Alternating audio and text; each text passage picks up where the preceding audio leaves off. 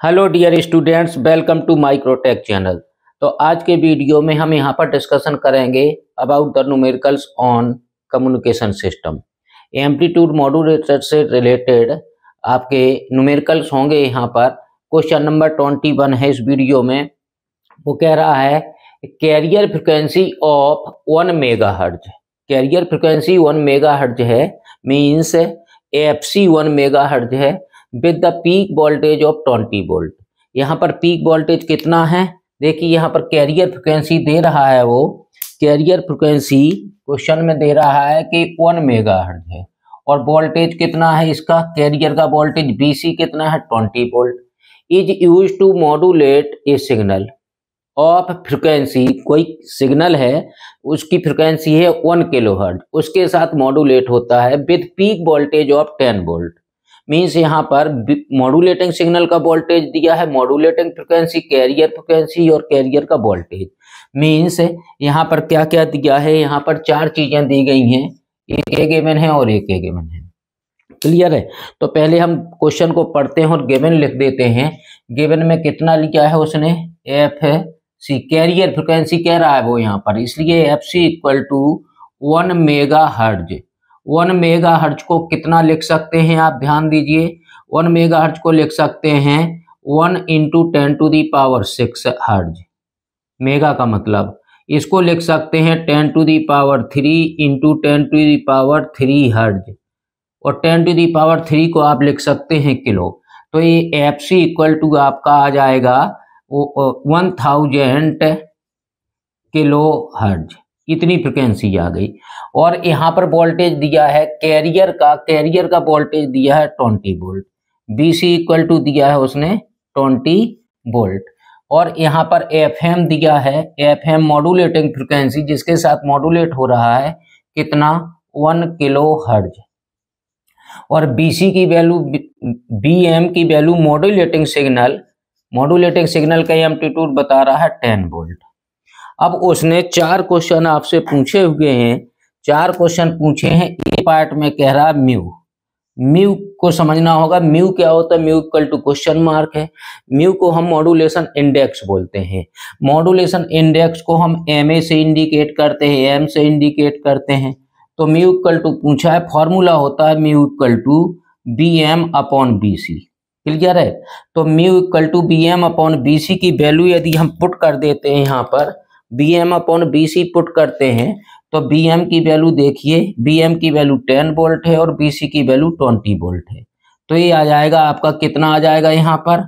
Modulation index मतलब mu equal to आया है आपका, एम इक्वल टू आया है 0.5। अच्छा, एक चीज है कि कोई मॉड्यूलेशन इंडेक्स जो होता है उसका कोई भी यूनिट नहीं होता है, इसलिए उसने पूछा था म्यू। क्वेश्चन ए पार्ट हो गया आपका। बी पार्ट में उसने क्या कहा है? बी पार्ट में देखिए फ्रिक्वेंसीज लिखा है, मतलब एक से ज्यादा फ्रिक्वेंसी पूछा। मॉड्यूलेटेड वेव की फ्रिक्वेंसी कितनी होगी? आपको पता होगा मॉड्यूलेटिंग सिग्नल में 3 चीजें होती हैं। एक कैरियर फ्रिक्वेंसी होती है, अपर साइड बैंड फ्रिक्वेंसी होती है, और दूसरा होता है आपका लोअर साइड बैंड फ्रिक्वेंसी। तो यहाँ पर कैरियर फ्रिक्वेंसी की बात करें हम, यहाँ पर देखिए आपको 3 मॉड्यूलेटिंग सिग्नल होते हैं। इसमें क्या कहा था उसने? Frequencies of modulated wave. Clear है? तो हमें यहाँ पर एक बताना पड़ेगा एफसी तो अभी निकाले थे हम, कितना है एफसी कह सकते हैं 1 मेगा हर्ट्ज कह सकते हैं आप आंसर में, या 1000 किलो हर्ट्ज कह सकते हैं, किलो हर्ट्ज। क्लियर है? एक होता है आपका क्या होता है?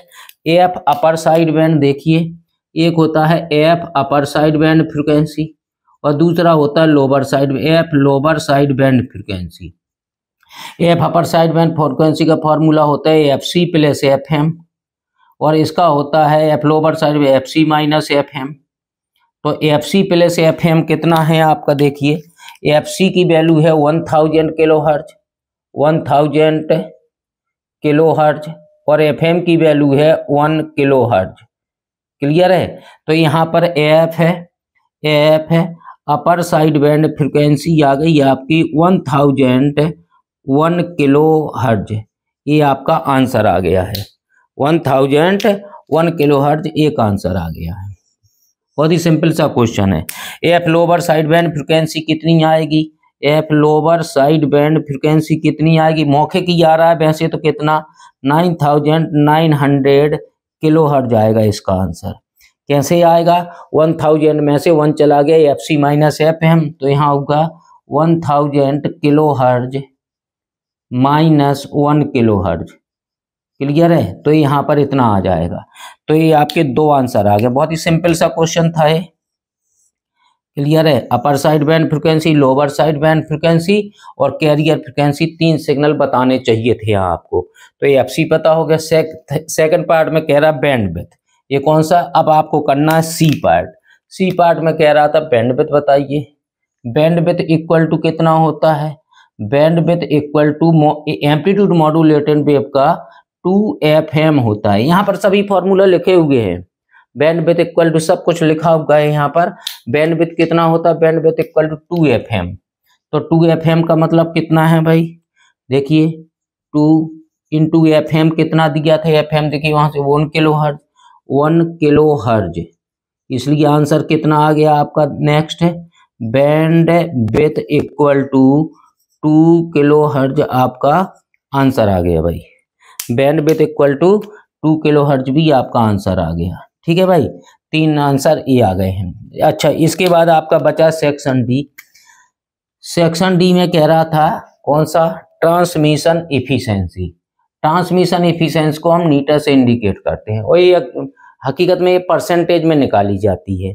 तो ट्रांसमिशन इफिशिएंसी नीटा इक्वल टू फॉर्मूला होता है ma² upon 2 plus ma²। ma का मतलब मॉड्यूलेशन इंडेक्स है, यहाँ पर μ² अपॉन 2 प्लस μ² भी कर सकते हैं। अब जिससे आप मॉड्यूलेशन इंडेक्स को हमें ma से इंडिकेट कर दिए यहाँ पर, इसलिए उससे तो यहाँ पर कितना आएगा देखिए, ma की वैल्यू कितनी आई थी अभी, मॉड्यूलेशन इंडेक्स ma 0.5, 0.5 का स्क्वायर अपॉन 2 प्लस 0.5 का स्क्वायर, ये फॉर्मूला था इसलिए। तो इसकी वैल्यू कितनी आएगी 0.25, 0.25 अपॉन 0.25, 5 के स्क्वायर 0.25, 2 प्लस 5, तो इसकी वैल्यू आएगी कितनी, यदि इसको निकालूं मैं, डिवाइड करके निकालता हूं 0.25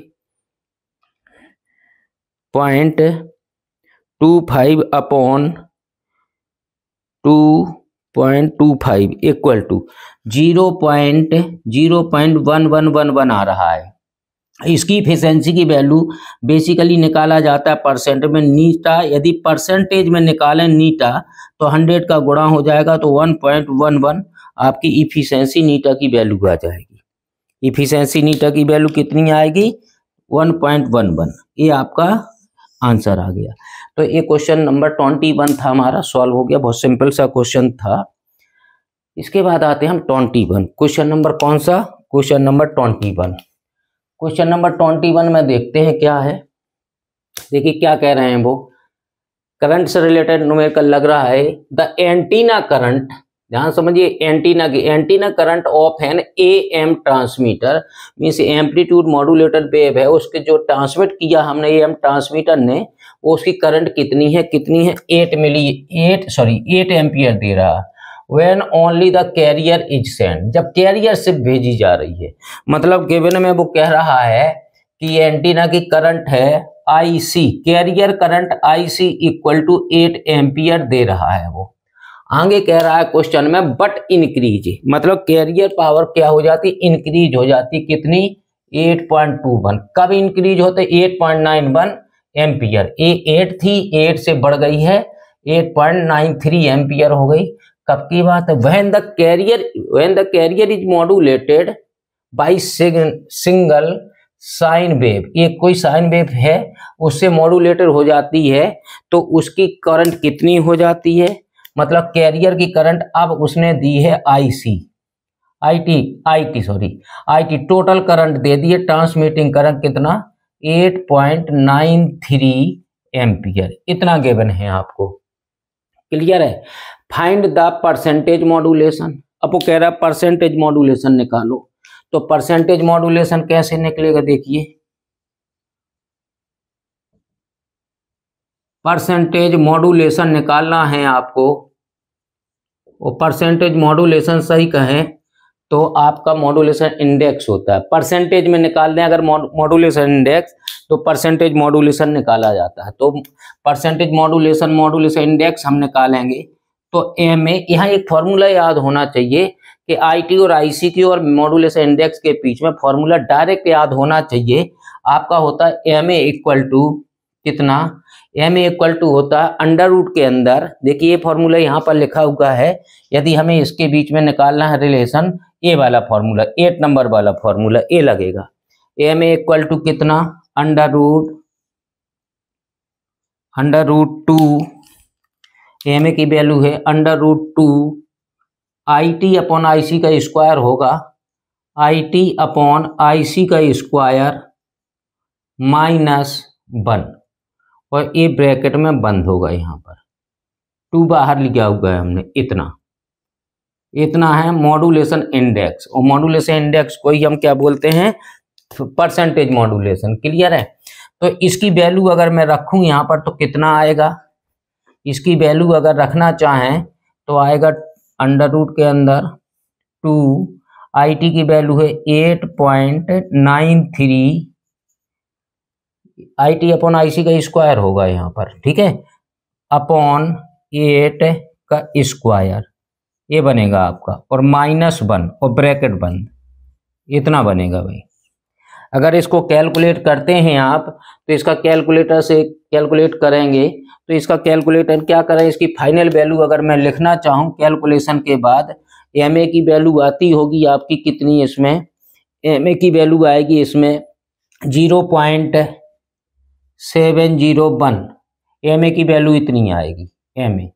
अब वो एम ए आया है, लेकिन उसने पूछा क्या, मॉड्यूलेशन इंडेक्स निकल आया इस फॉर्मूला से, लेकिन उसने कहा था परसेंटेज मॉड्यूलेशन, और परसेंटेज मॉड्यूलेशन का मतलब परसेंटेज मॉड्यूलेशन इंडेक्स, तो आएगा modulation index M A percentage में निकाले तो इसमें 100 का मल्टीप्लाई हो जाएगा, इसमें 100 का मल्टीप्लाई होगा तो 70.1 आएगा आपका, और मॉड्यूलेशन इंडेक्स परसेंटेज में आएगा कितने परसेंट, 70.1%, 70.1% आ गया, ये आपका आंसर आ गया। क्लियर है। ये वाला उसने परसेंटेज मॉड्यूलेशन पूछा था।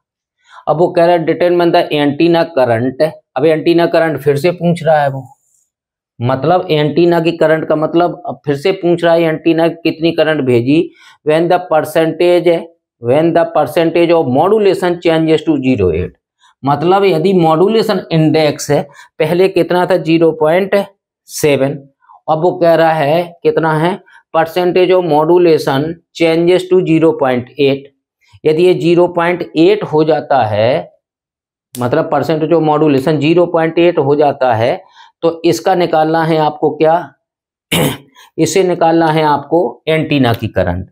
तो एंटीना का करंट, मॉड्यूलेशन इंडेक्स और अगर ये सब चीजें पता हैं तो यहाँ पर एक चीज आएगी आपका परसेंटेज मॉड्यूलेशन से आपका आएगा, यहाँ पर कौन सा फॉर्मूला लगेगा, आई टी आई सी वाला फॉर्मूला लगेगा यहाँ पर। तो हम लिखते हैं I T equal to I C 1 + ma²/2, एक फॉर्मूला होता है, फॉर्मूला लिखते हैं कौन सा, I T equal to I C under root में 1 + ma²/2, ये फॉर्मूला देखिए यहाँ पर कौन सा लगेगा, आई टी और आई सी के बीच में रिलेशन 6 नंबर का फॉर्मूला लगेगा यहाँ पर, आई टी आई सी और एम ए के बीच में relation I T equal to I C under root में 1 + ma²/2, ये फॉर्मूला लगेगा। अब देखिए इसने क्या क्या दिए रखा है, आई सी तो पहले दिया था, आई सी तो हमें यहाँ पर पहले से दे रखा है, तो यहाँ पर देखिए मैं आई सी रखता हूँ 8, अंडर रूट के अंदर आएगा वहाँ 1 + एम ए की वैल्यू उसने कितनी दे दी है अब 0.8, तो यहाँ पर आएगा 0.8 का स्क्वायर अपॉन 2 ma²/2, इतना आएगा। अगर इसको कैलकुलेट करते हैं आप तो आएगा 8, अंडर रूट के अंदर रहेगा आपका 1 + 0.64 हो जाएगा, 0.8 के स्क्वायर अपॉन 2। क्लियर है। तो अब इसके बाद अगर हमें निकालना है इसका कैलकुलेशन, तो सीधी सी बात आएगा आई टी इक्वल टू हो गया 8 × अंडर रूट के अंदर आएगा इतने 0.32, अंडर रूट के अंदर कितना ही अंडर रूट ही कर लें, अंडर रूट इसको कर लें तो 1.32 आएगा। अगर इसको कैलकुलेशन कर देते हैं तो आपका टोटल IT इक्वल टू आएगा 1.32 कर दूं मैं, 1.32 अंडर रूट 1.32 इक्वल टू आया इतना 1.1489 इंटू 8 और कर देता हूं मैं, इंटू 8 इक्वल टू 9.19 आना चाहिए, 9.19 आना चाहिए। तो IT इक्वल टू आपका आ जाएगा 9.19 एम्पियर, 9.1913 एम्पियर। तो ये एम्पियर आ गया, इतनी करंट आ गई भाई।